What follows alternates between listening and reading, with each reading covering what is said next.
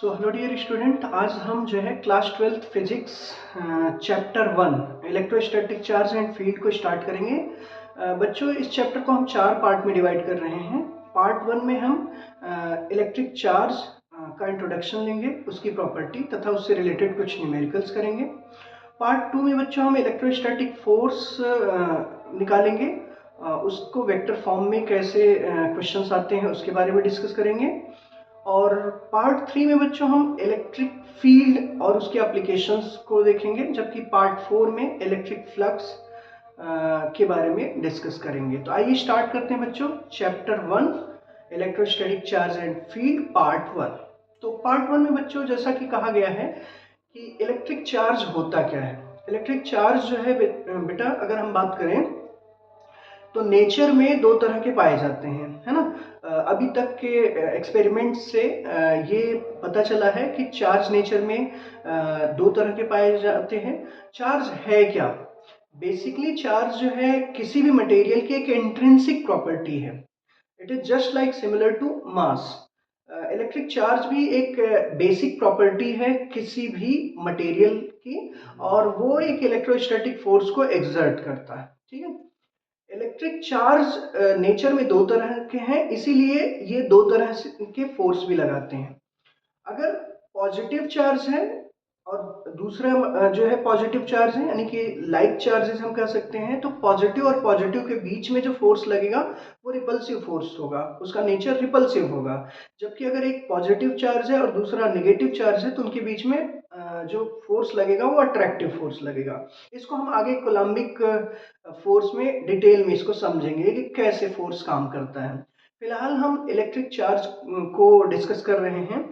तो electric charge में अगर हम बेटा बात करें कि इलेक्ट्रिक चार्ज जो है उसमें बेसिकली नेचर में ये पाया गया कि अगर हम दो मटेरियल्स को आपस में रब करते हैं, है ना, मान लीजिए दोनों ही मटेरियल न्यूट्रल कंडीशन में है, अगर हम रब करते हैं तो हम देखते हैं कि एक मटेरियल से चार्ज दूसरे मटेरियल में ट्रांसफर होता है।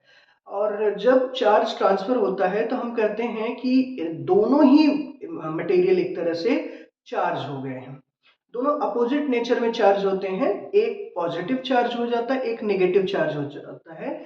सबसे पहले हम इसी पे डिस्कस करेंगे कि कौन सा पॉजिटिव चार्ज होता है, कौन सा नेगेटिव चार्ज होता है, ये कैसे हमको पता चलेगा। तो इसके लिए बेटा एक्सपेरिमेंट्स किए गए बहुत सारे, और अलग अलग मटेरियल्स लिए गए, जैसे कि हमने ग्लास लिया, वुल लिया, फर लिया, रबर लिया, है ना। सो मैनी मटेरियल्स लिए और उनको आपस में रब कर करके देखा गया। तो आइए इसी एक्सपेरिमेंट से हम इस चैप्टर की शुरुआत करते हैं। आइए देखते हैं बेटा।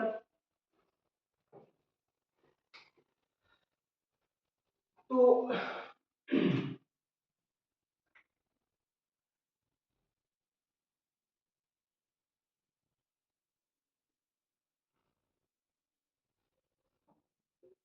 इलेक्ट्रिक चार्ज,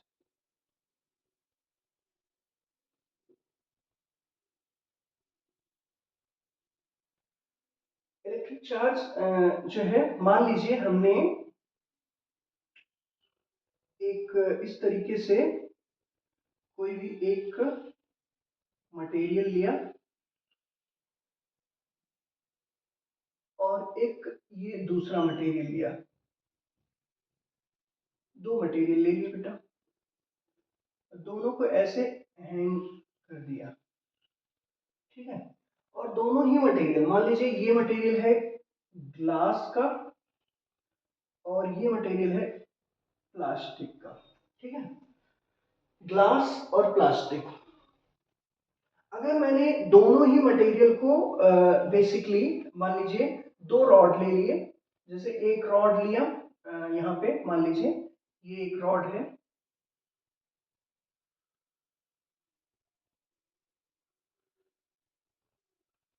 ये रॉड है ग्लास का, और एक रॉड हमने लिया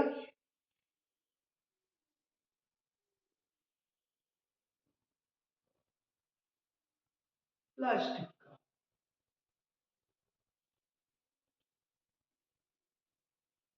ठीक। अगर मैंने इन दोनों रॉड को आपस में ऐसे रबिंग किया तो हमने नोटिस किया क्या कि आफ्टर रबिंग,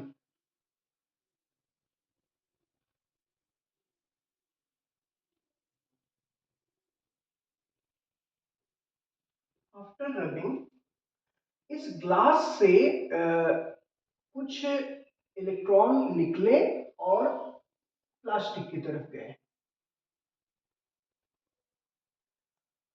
अब मैं आपको बताना चाहूंगा कि कोई भी मटेरियल, जैसा कि आपने बेसिक केमिस्ट्री में भी पढ़ा है कि इस नेचर में कोई भी मटेरियल्स एटम से बने हैं। ये डाल्टन एटॉमिक थियरी है बेटा। एटम के अंदर एलिमेंट्री पार्टिकल है electron, proton and neutron. Electron के पास निगेटिव चार्ज होता है, प्रोटॉन के पास पॉजिटिव चार्ज होता है, न्यूट्रॉन के पास कोई चार्ज नहीं होता, वो न्यूट्रल होता है। मास तीनों के पास अलग अलग है, लेकिन इलेक्ट्रॉन और प्रोटॉन का चार्ज सेम है। सिर्फ उसका अगर देखा जाए इलेक्ट्रॉन के पास जो चार्ज होगा उसका मैग्नीट्यूड और प्रोटॉन का जो चार्ज होगा उसका मैग्नीट्यूड दोनों का सेम है। इलेक्ट्रॉन के पास निगेटिव चार्ज होगा, प्रोटॉन के पास पॉजिटिव चार्ज होगा। जब हम दो मटेरियल को आपस में रब करेंगे तो हमेशा इलेक्ट्रॉन ही एक बॉडी से टूट के दूसरी बॉडी में ट्रांसफर होता है। ठीक है, तो इस चीज को आपको ध्यान में रखना है, इलेक्ट्रॉन ही ऑलवेज एक मटेरियल से दूसरे मटेरियल में ट्रांसफर होता है। तो मान लीजिए जब मैंने ग्लास को प्लास्टिक के साथ रब किया तो हमने नोटिस किया कि इलेक्ट्रॉन ग्लास से टूटा और प्लास्टिक में गया।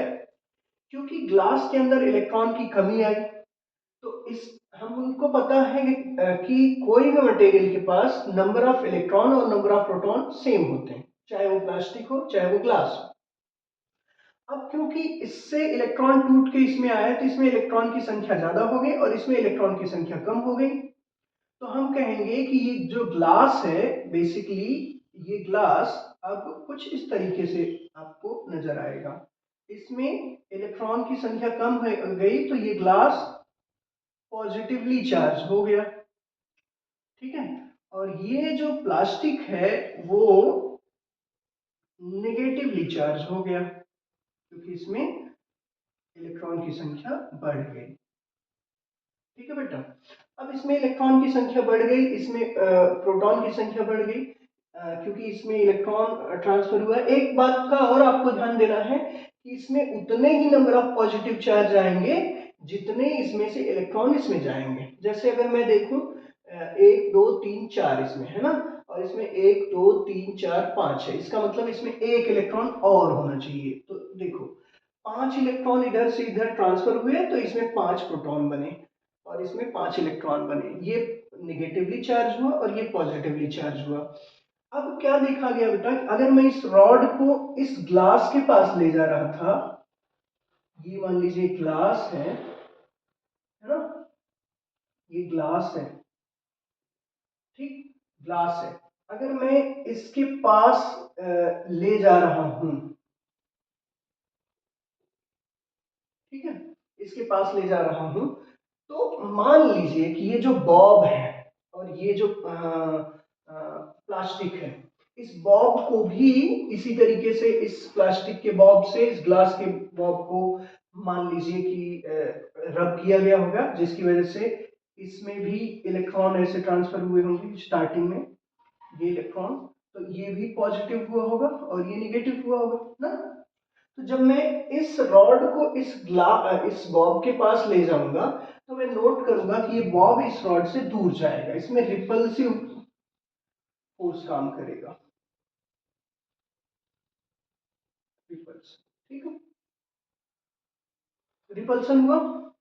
अगर इसी रॉड को मैं इसके पास ले आता, इस रॉड को यहां से उठा के इसके पास ले आता, मान लीजिए ये आपका ग्लास रॉड था, अगर मैं इसके पास ले आता तो क्या होता बेटा, ये अट्रैक्ट करता, ये अट्रैक्ट करता है, यहाँ पे अट्रैक्शन होता।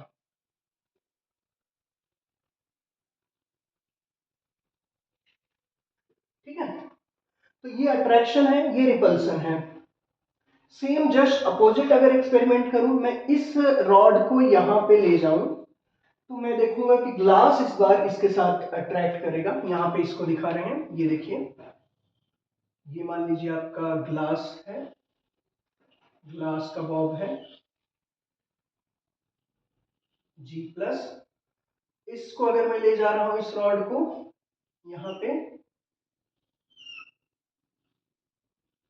जो कि प्लास्टिक है, निगेटिव है, इसको अगर ले जा रहा हूं तो ये अट्रैक्ट करेगा। और अगर मैं इसको प्लास्टिक के साथ ले आ रहा हूं, इसी को, ये प्लास्टिक है, ये आपका प्लास्टिक है, प्लास्टिक प्लास्टिक, तो हम देखेंगे कि क्योंकि ये भी निगेटिव था और ये भी निगेटिव था तो ये रिपल्सिव होगा। ये अट्रैक्टिव इन नेचर, अट्रैक्टिव, और ये रिपल्सिव।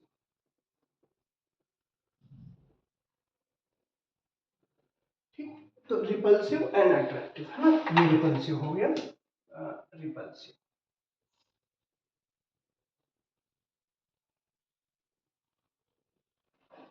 तो बच्चों आपको एक चीज पता चला इसमें कि अगर हमने दो सेम मटेरियल को लिया, सेम मटेरियल जैसे ग्लास ग्लास, तो निश्चित रूप से दोनों रिपल्सिव फोर्स लगाएंगे। चाहे यहाँ पे प्लास्टिक प्लास्टिक लिया, यहाँ पे प्लास्टिक प्लास्टिक लिया तो ये भी रिपल्सिव है। लेकिन जैसे ही हमने ग्लास और प्लास्टिक लिया अट्रैक्शन हुआ, ग्लास और प्लास्टिक लिया अट्रैक्शन हुआ, यानी कि like charges repel to each other and unlike charges are attract to each other। Okay, तो इसमें हम कह सकते हैं कि जो लाइक चार्जेस है बेटा, like charges are, like charges are repulsive in nature,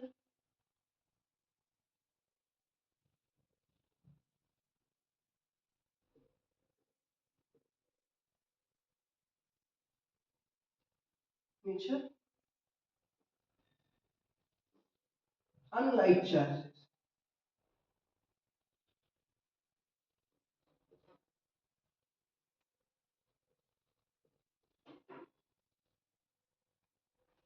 are attractive in nature।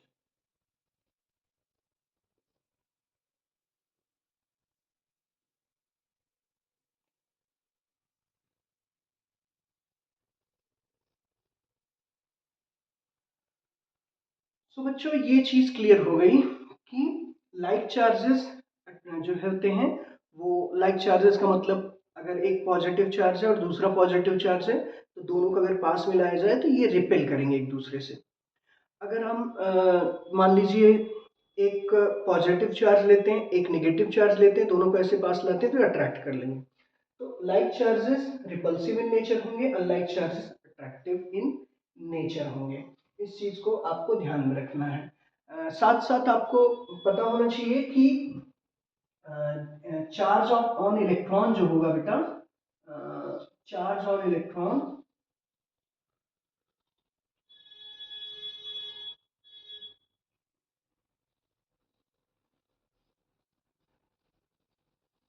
Charge on electron जो होगा, जिसको हम ई से डिनोट करेंगे, माइनस, वो होगा एक तरह से इसकी वैल्यू होगी -1.6 into 10⁻19 coulomb. Charge on proton की अगर मैं बात करूं,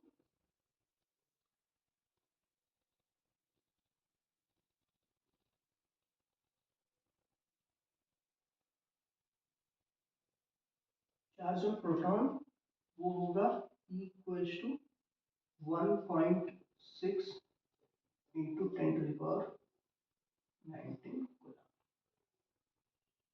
ठीक है, तो ये दोनों का चार्ज सेम होता है।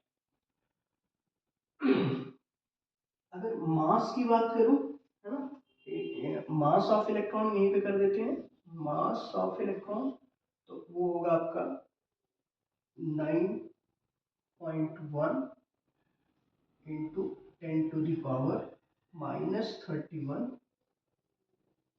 kg।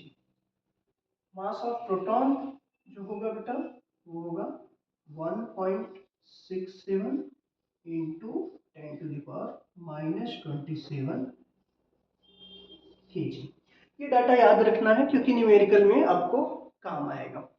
तो चार्ज देख सकते हो आपकी दोनों सेम है, जबकि मास ऑफ इलेक्ट्रॉन देखोगे जो कि मास ऑफ प्रोटॉन से, अगर मैं इस डाटा को थोड़ा सा स्किप करूं तो हम पावर के हिसाब से देखें तो 10⁴ times mass of proton mass of electron से ज्यादा है कि नहीं? तो यानी कि mass of proton mass of electron से बहुत बड़ा है। ठीक, तो हमने अभी तक ये समझा कि ये जो अनलाइक चार्जेस हैं अट्रैक्ट कर रहे हैं, लाइक चार्जेस रिपेल कर रहे हैं।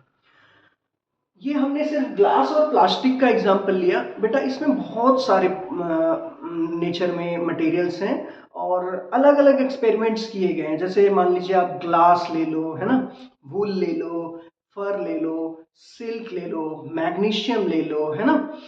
ये सब मटेरियल्स का एक सीरीज तैयार किया गया है बेसिकली, और ये देखा गया है कि मतलब एक पैटर्न में, एक सीरीज फॉर्म में, जिसको हम इलेक्ट्रोस्टैटिक सीरीज बोलते हैं बेटा, उसी क्रम में इसको रख दिया गया।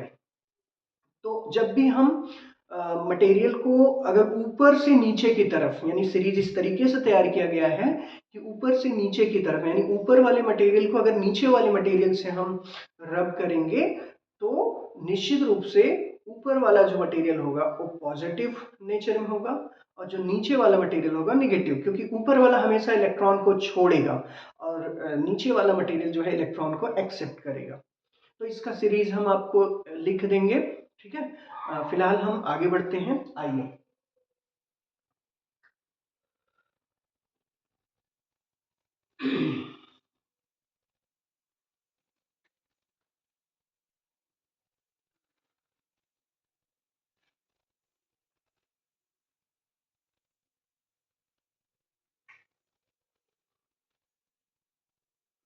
ओके, तो अब हम इसमें डिस्कस करेंगे कि प्रॉपर्टी ऑफ चार्ज, है ना, चार्ज का इफेक्ट क्या होता है। चार्ज जो है बेटा, अगर हम बात करें, कंजर्वेटिव इन नेचर होता है ना। चार्ज की फर्स्ट प्रॉपर्टी ये है कि कंजर्वेटिव इन नेचर होता है।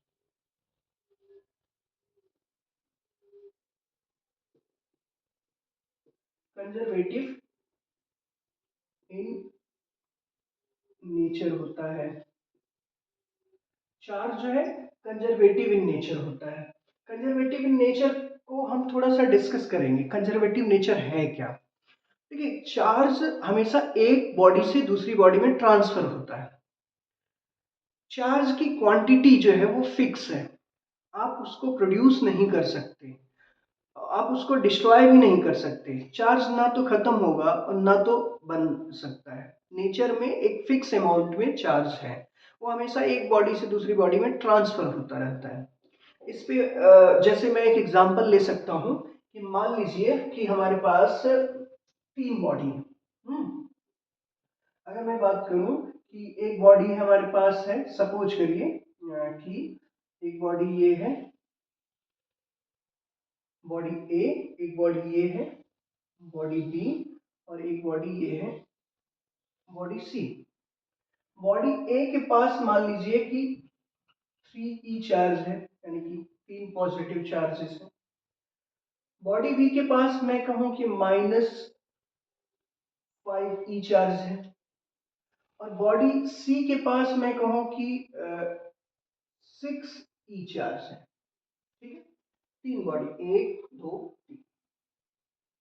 अब बेटा अगर नोटिस करूं इन तीनों ही चार्जेस का टोटल कितना होगा, तो टोटल में हम ये कह सकते हैं, अगर ये बॉडी, ये बॉडी, ये बॉडी, तीनों ही एक सिस्टम ऑफ बॉडी है ना। ये एक अलग पार्टिकल, ये अलग पार्टिकल, ये अलग पार्टिकल, अगर तीनों को कंबाइन करें तो एक सिस्टम ऑफ पार्टिकल है। और चार्ज सिस्टम ऑफ पार्टिकल का हमेशा सेम रहेगा, वो चेंज नहीं होगा। इंडिविजुअल पार्टिकल्स के चार्ज चेंज हो सकते हैं, लेकिन सिस्टम ऑफ पार्टिकल के चार्ज कभी भी चेंज नहीं हो सकते। तो अगर मैं टोटल चार्ज देखूं तो 6 और 3 9 हो गए, 9 - 5, तो ये आपका टोटल 4e आया। अगर देखा जाए इस पूरे सिस्टम का अगर मैं नेट चार्ज देखूं तो कितना है 4e। अब अगर मैं तीनों ही बॉडी को मान लीजिए आपस में रब करता हूं, रब करने के बाद हो सकता है ये वाली बॉडी ऐसी हो जाए, इट मे बी पॉसिबिलिटी कि मैंने इसको सपोज करूं कैसे टच कराऊं, टच कराने के बाद ये बॉडी जो है न्यूट्रल बॉडी हो जाए यानी कि 0e हो जाए। ये बॉडी हो सकता है इस तरीके से हो जाए, मान लीजिए ये बॉडी आपका ऐसे ही हो जाए ना। अभी भी आप देखोगे नेट जो है 4e ही आएगा ना। मतलब इंडिविजुअली बॉडी बदल सकती है, ऐसा भी इसमें केस हो सकता है बेटा। अब देखो ये बॉडी जो है इन दोनों से टच होने के बाद ये बॉडी मान लीजिए कि 1e हो जाए, ये बॉडी जो है हो सकता है 0e हो जाए, और ये बॉडी हो सकता है e हो जाए। ऐसा भी केस हो सकता है बेटा ना। या फिर हो सकता है बेटा कि ऐसा भी हो जाए 1e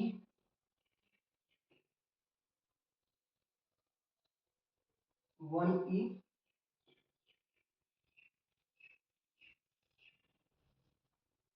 2e।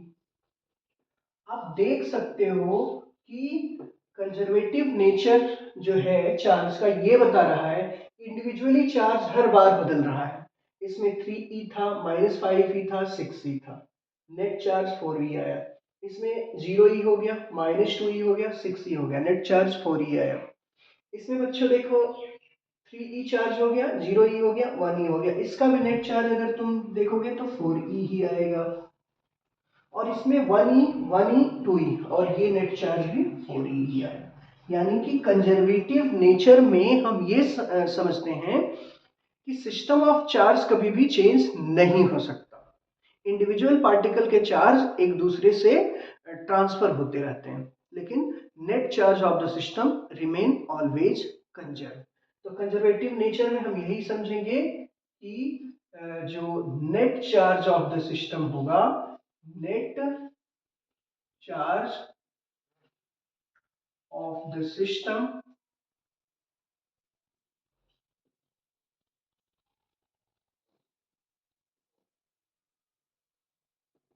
net charge of the system always remain same। I hope इसमें कोई कंफ्यूजन नहीं आई होगी आपको। ये फर्स्ट प्रॉपर्टी ऑफ चार्ज है कंजर्वेटिव नेचर का।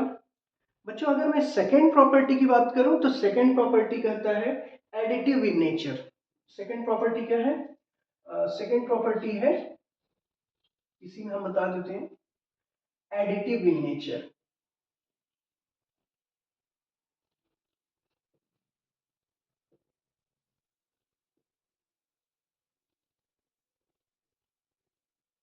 तो आप इसी एग्जांपल से समझ सकते हो कि हर बार चार्जेस को जोड़ा गया है। जैसे ये इसको भी जोड़ा गया है तो तभी 4e आया, इसको भी जोड़ा गया है तभी 4e आया, और इसको भी जोड़ा गया है। यानी मैथ्स की तरह चार्ज को हम नॉर्मली डिजिट की तरह जोड़ते हैं। जैसे इसमें 3 और 6 जोड़ा तो 9 आया, 9 -5 किया तो 4 आया।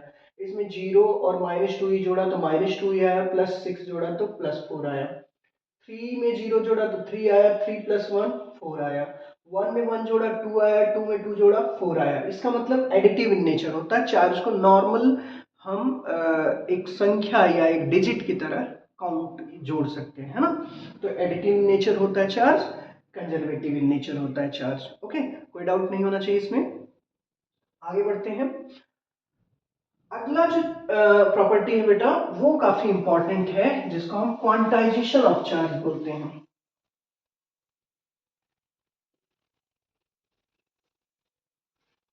देखिए, क्वांटाइजेशन ऑफ चार्ज क्या है?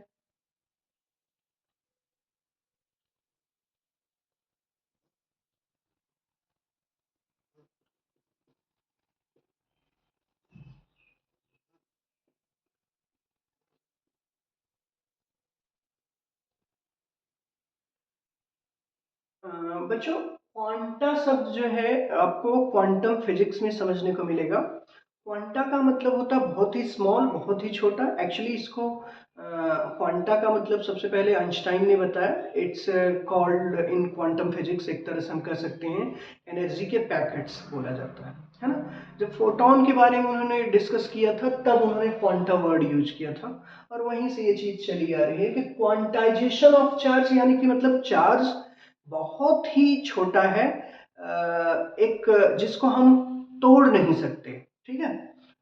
बहुत छोटा है, इसको तोड़ा नहीं जा सकता। तो क्वांटाइजेशन ऑफ चार्ज में ये बताया गया कि चार्ज जो है इलेक्ट्रॉन का हो या प्रोटॉन का, दोनों सेम है, और उसको हम ई से डिनोट करते हैं। ई की वैल्यू फिक्स है 1.6 इंटू 10⁻19। वो ई कभी भी ब्रेक नहीं हो सकता। वो ई 1 2 3 4 ऐसे हो सकता है, लेकिन वो ई जो है 1.5 में या 1/2 ई में, 1/3 ई में ऐसे नहीं तोड़ा जा सकता। यानी कि हम ई को फ्रैक्शन में या डेसिमल में नहीं लिख सकते। हम ई को माइनस में लिख सकते हैं, हम ई को प्लस में लिख सकते हैं, लेकिन वो लिखा जाएगा नंबर में ही, वो डेसिमल्स में या फिर फ्रैक्शंस में नहीं लिखा जाएगा, ठीक है। तो क्वांटाइजेशन ऑफ चार्ज को अगर हम इसको डिफाइन करें तो ये है, हम कह सकते हैं quantization of charge, it is the multiple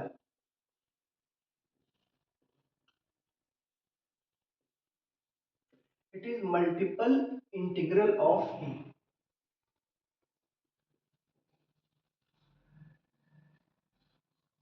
It is multiple integral of E, है ना। इसको हम स्मॉल q से डिनोट करेंगे चार्ज को, और वो होगा q equals to n into e, ठीक है बेटा। ये जहां पे हम कह सकते हैं n जो है वो इक्वल्स टू होगा ±1 2 3 etc, ठीक है। तो n जो है अगर 1 रखते हैं तो q की वैल्यू 1e होगा, अगर n 2 रखते हैं q की वैल्यू 2e होगा। e की वैल्यू हमको पता है, e की वैल्यू प्लस माइनस हो सकता है 1.6 इंटू 10⁻19 कूलम। यानी कि चार्ज को हम कूलम इसकी यूनिट होगी। और एक अगर हम बात करें कि एक इलेक्ट्रॉन का चार्ज कितना है, तो वो 1.6 इंटू 10⁻19 कूलम है। या यूं कहें एक प्रोटॉन का चार्ज कितना है, तो वो भी 1.6 इंटू 10⁻19 कूलम है, ठीक है। तो याद रखिए इस चीज को, यूनिट ऑफ चार्ज जो है, यूनिट ऑफ चार्ज कूलम है, ठीक है। यूनिट ऑफ चार्ज कूलम है, इस चीज को आपको ध्यान में रखना है, यूनिट ऑफ चार्ज कूलम है। और अगर मुझे बेसिकली कूलम को, एक कूलम में कितने इलेक्ट्रॉन होते हैं, ये अगर हमें कैलकुलेट करना हो तो हम कैसे करेंगे, इससे पता चल सकता है। देखिए, सीधी सी बात है कि अगर मान लीजिए 1 कूलम, क्यू की वैल्यू 1 कूलम डाल दें, 1 coulomb equals to n into, है ना, n इंटू 1.6 इंटू 10⁻19, ठीक है। तो अगर मैं इसको बेटा इस तरफ ले जाऊं तो ये हो जाएगा 1, है ना, बेसिकली 1 अपॉन मान लीजिए 1/,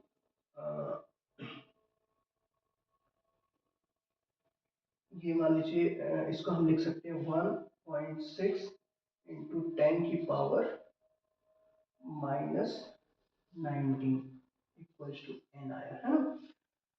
अब अगर मान के चलिए कि हम कह सकते हैं कि नंबर ऑफ जो इलेक्ट्रॉन आएगा एक कूलम्ब चार्ज में, नंबर ऑफ इलेक्ट्रॉन जो होगा वो हो जाएगा, इसको कैलकुलेट करें तो आएगा 6.25 इंटू 10⁻18 इलेक्ट्रॉन, है ना।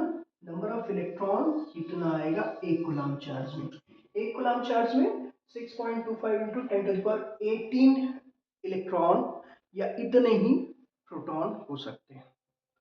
तो ये न्यूमेरिकल में आपको काम आएगा, इसलिए हमने इसको लिखा दिया। तो याद रखिएगा क्वांटाइजेशन ऑफ चार्ज क्या है, it is the multiple integral of ई।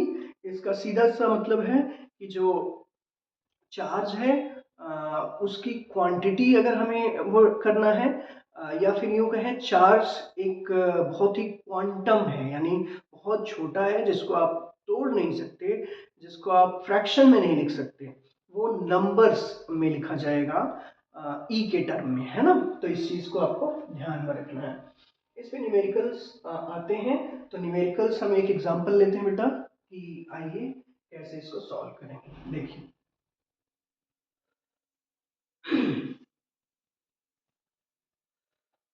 मान लीजिए एक क्वेश्चन है जिसमें कह रहे हैं कि इफ, मान लीजिए एक क्वेश्चन ले लेते हैं, question number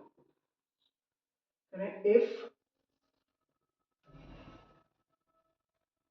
10 to the power, है ना, 10 to the power 9 electron transfer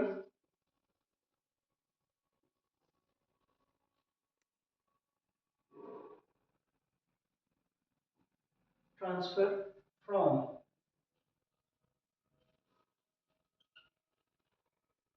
one body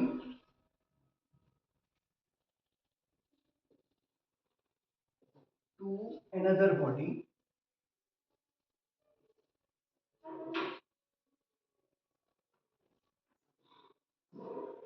ten to the power 9 electron transfer from one body to another body in 1 second.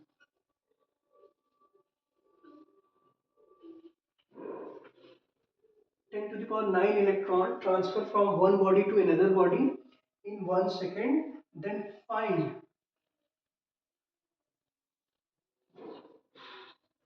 one coulomb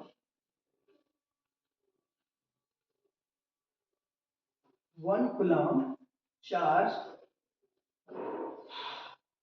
transfer. Then find one coulomb charge transfer in how many seconds.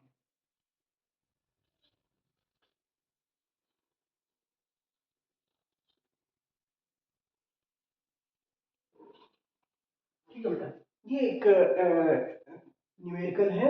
इसमें question कह रहे हैं कि एक body से दूसरी body में अगर 10 की पावर 9 इलेक्ट्रॉन ट्रांसफर हो रहे हैं तो आपको बताना है कि एक कूलम्ब चार्ज ट्रांसफर होने में कितना टाइम लगेगा, सेकंड में टाइम को निकालना है। आइए इस क्वेश्चन को डिस्कस करते हैं। देखिए ये मान लीजिए एक बॉडी बेटा, ये और ये दूसरी बॉडी है, ठीक। इस बॉडी से इस बॉडी में इलेक्ट्रॉन ट्रांसफर हो रहे हैं 10 की पावर 9, ठीक है। और टाइम कितना लग रहा है, टाइम लग रहा है 1 सेकेंड, है ना। तो मैं कह सकता हूं कि 10 की पावर 9 इलेक्ट्रॉन ट्रांसफर हुए हैं 1 सेकेंड में, ठीक है। 10 की पावर 9 इलेक्ट्रॉन ट्रांसफर हुए 1 सेकेंड में, ठीक। मान लेते हैं कि 1 कूलम्ब, एक कूलम्ब चार्ज ट्रांसफर होगा t सेकेंड में, ये हम कंसीडर कर रहे हैं, है ना। ये गिवन है, गिवन और ये लेट किया है ना, यानी कि हमने माना है कि 1 कूलम चार्ज को ट्रांसफर करने में t सेकंड लगेगा। अब सबसे पहले तो हमें ये पता करना है बेटा कि 10⁹ इलेक्ट्रॉन में कितने कूलम बनेंगे ना, ये चीज पता चल जाएगा तो क्वेश्चन आसान हो जाएगा। हमको अभी पीछे हमने देखा कि एक कूलम में एक कूलम चार्ज में 6.25 इंटू 10⁻18 इलेक्ट्रॉन है ना, इतने हैं। और एक इलेक्ट्रॉन में 1.6 इंटू 10⁻19 कूलम चार्ज है, ये हमको पता है। साथ साथ हमको ये भी पता है बेटा, अगर एक इलेक्ट्रॉन में इतने चार्ज हैं तो 10⁻9 इलेक्ट्रॉन में कितने होंगे, 10⁻9 इलेक्ट्रॉन में हमारे हो जाएंगे 10⁻9 इंटू 1.6 इंटू 10⁻9 कूलम, इतने चार्ज हो जाएंगे। ठीक है, तो इतने चार्ज यानी इसको अगर हम सॉरी ये एक इलेक्ट्रॉन में 1.6 इंटू 10⁻⁻19 ना, तो ये हो गए एक इलेक्ट्रॉन में 1.6 इंटू 10⁻⁻19 कूलम चार्ज हो गए। 10⁻9 इलेक्ट्रॉन में 10⁻9 इंटू 1.6 इंटू 10⁻⁻19 हो जाएंगे ना। अब अगर मैं इसको कैलकुलेट करूं तो एग्जैक्ट वैल्यू कितनी आएगी, ये आएगी बेटा, हम कह सकते हैं कि ये हमारा जो आएगा 1.6 इंटू 10⁻⁻10 हो जाएगा कूलम। तो हमको ये पता चल गया कि अगर इतने कूलम एक सेकंड में ले रहा है ना, पहले इसको हम ऐसे लिख ले रहे हैं 1.6 इंटू 10⁻⁻10 कूलम को ट्रांसफर करने में 1 सेकंड लग रहा है ना। ये इक्वेशन मान लेते हैं हमने मॉडिफाइड इक्वेशन किया, थर्ड ये है सेकंड और ये था फर्स्ट। तो अगर मैं इस इक्वेशन को और इस इक्वेशन को डिवाइड कर दूं, डिवाइड कर दिया तो डिवाइड होने में टी सेकंड कट गया, t/1 इक्वल्स टू ये आया 1/1.6 इंटू 10⁻10 को ऊपर ले जाएंगे तो हमारा t एग्जैक्ट आ जाएगा बेटा, वो आएगा 1/1.6 इंटू 10⁻+10। तो ये आपका टोटल टाइम आएगा। अब इसको चाहो तो कैलकुलेट करोगे तो ये आपका 6.2 ये इसी पे आप छोड़ सकते हो, है ना। चाहो तो इसको आप 10 बना लो, बाकी आप चलो मैं कैलकुलेट कर भी देता हूँ। ये हो जाएगा, एक दे दिया तो 10 हो गया, 1.6 ये हो जाएगा 6.25 इंटू 10⁻8, ये आपका टी आएगा बेटा। ठीक है, तो आई थिंक सो आपको समझ में आया होगा। कुछ नहीं करना है, इस तरह के बहुत सारे क्वेश्चन आते हैं, तो बस आपको सीधी सी बात है कि इस तरीके से जो डाटा गिवन है उसके हिसाब से रखना है, कंसीडर करना है, दोनों इक्वेशन को डिवाइड कर देना है, आपका आंसर आ जाएगा। और भी मेथड है आपको सॉल्व करने के, आप दूसरे तरीके से भी देख सकते हो, लेकिन मेरे हिसाब से इस तरीके से करोगे तो गलती नहीं होगी और नंबर आपको पूरे मिलेंगे। ठीक है, ओके, थैंक यू। आज पार्ट 1 में इतना ही, हम पार्ट 2 भी जल्दी ही लेके आएंगे।